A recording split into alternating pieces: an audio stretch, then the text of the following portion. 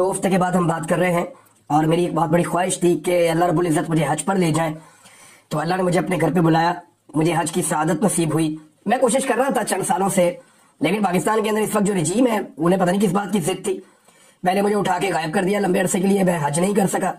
اگلے سال مجھے بہت سارے لوگ کہتے رہے, بلکہ جب میں قید میں تھا مجھے کہتے تھے آپ چلے جائیں گے اگلے سال حج پہ چلے جائیے گا. وہ بڑی تکلیف میں تھا, وہ کہتے ہیں اگلے سال چلے جانا آپ.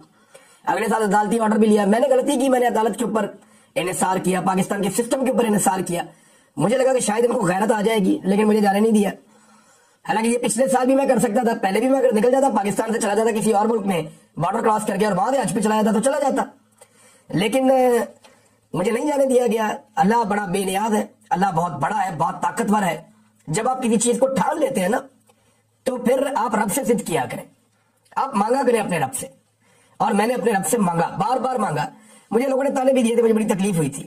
یعنی کئی لوگوں نے کہا کہ جی عمران ریاض سے اللہ پیار نہیں کرتا اس لیے اس نے اس کو حج پہ نہیں بلایا. مجھے بڑا میرا دل دکھا تھا اس بات کے اوپر. اب وہ سارے لوگ سوچیں اور سمجھیں اس کو کہ میں ایک پاکستان کے اندر تھا, ایک اسلامی ملک کے اندر تھا جسے اسلامی ریاست کہتے ہیں. اسلامی جمہوریہ پاکستان نے مجھے حج پہ نہیں جانے دیا. وہاں مجھے روکا گیا ISI کی جانب سے, اور پولیس کو استعمال کیا. انہوں نے پولیس والے ہاتھ جوڑتے تھے, پاؤں پکڑتے تھے. لیکن آپ یہ دیکھیں کہ اسلامی ریاست کی انٹیلیجنس ایجنسی ISI نے مجھے حج نہیں کرنے دیا. لیکن آج میں ایک ایسے ملک میں ہوں جو غیر مسلم ہے. میں یہاں سے بڑے آرام سے اٹھتا ہوں, جا کے حج کر کے آ جاتا ہوں. سعودی عرب کی حکومت کا بہت شکریہ, مجھے بہت سارے حوالوں سے ان کا شکریہ ادا کرنا ہے. ان کی بڑی مہربانی, ان کا بہت شکریہ کہ انہوں نے نہ صرف میری حفاظت کی بلکہ باقی حاجیوں کی بھی حفاظت ان کی ذمہ داری ہے. کیونکہ جو بھی حج پہ آئے گا, کعبہ کے طواف کے لیے آئے گا, اس کی ذمہ داری وہاں کے مقامی لوگوں پر ہے, اور وہ اس کو امان دیں گے. کیونکہ حج حرمت والے مہینوں میں ہے, اور یہ 4 مہینے ہیں جو نبی کریم صلی اللہ علیہ وآلہ وسلم نے حجۃ الوداع کے موقع پر بتا دیے تھے. 4 مہینے, 3 ایک ساتھ آتے ہیں, ان میں ایک یہ بھی ہے حج کا مہینہ. تو لوگوں کو امان ہوتی ہے, دشمن بھی آئے گا تو اس کی حفاظت کریں گے. تو ہمارے جو سعودی عرب کی حکومت ہے یا وہاں کی جو انتظامیہ ہے, انہوں نے اس روایت کو پورا کیا ہے.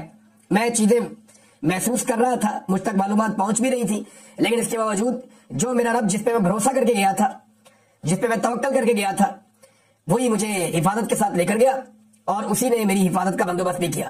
اللہ رب العزت کا بہت شکریہ, اللہ کی بڑی مہربانی کہ اس نے مجھے حج کی سعادت نصیب فرمائی ہے. میں بہت سارے اور لوگوں کا شکریہ ادا کرنا چاہتا ہوں جو لوگ مجھے لے گئے حج میں ساتھ اپنے گروپ میں, ان کا بہت شکریہ. جو لوگ میرے ساتھ موجود تھے حج میں, جنہوں نے میری مدد کی, مجھے سمجھایا چیزوں کے بارے میں, ان کا بہت شکریہ. جنہوں نے مجھے اچھی چیزیں بتائی, میرے ساتھ عبادات میں شامل ہوئے, ان کا بہت شکریہ. میں تھوڑا زخمی بھی تھا, جن لوگوں نے میری مدد کی ان کا بہت شکریہ. تو میں سب کے نام نہیں لینا چاہتا, میں جن کے نام لوگوں کے لیے مصیبت ہو جاتی ہے, لیکن وہ تمام لوگ جو میرے ساتھ موجود تھے, میں ان سب کا شکریہ ادا کرنا چاہتا ہوں. میں نے بہت سارے نئے دوست بنائے ہیں اور بڑے انمول دوست بنائے ہیں. تو ان تمام لوگوں کا بہت شکریہ جنہوں نے میری مدد کی اس پورے پروسیجر میں. پاکستان کے اندر بھی موجود ہے, پاکستان کے باہر بھی موجود ہے, یہاں برطانیہ میں بھی موجود ہے اور سعودی عرب میں بھی موجود ہے. بہت سارے ایسے لوگ جنہوں نے اس سارے عمل میں میری مدد کی ہے, ورنہ شاید چیزیں اس طرح نہ ہوتی. مجھے بہت سارے لوگوں نے منع کیا کہ آپ حج پہ نہ جائے, پرابلم ہو جائے گی. میں اللہ رب العزت پہ بھروسہ کر کے گیا تھا, اور اللہ ہی انسانوں کے دلوں میں اچھی بات ڈالتا ہے, لہٰذا میں خیر و عافیت سے واپس آ گیا ہوں.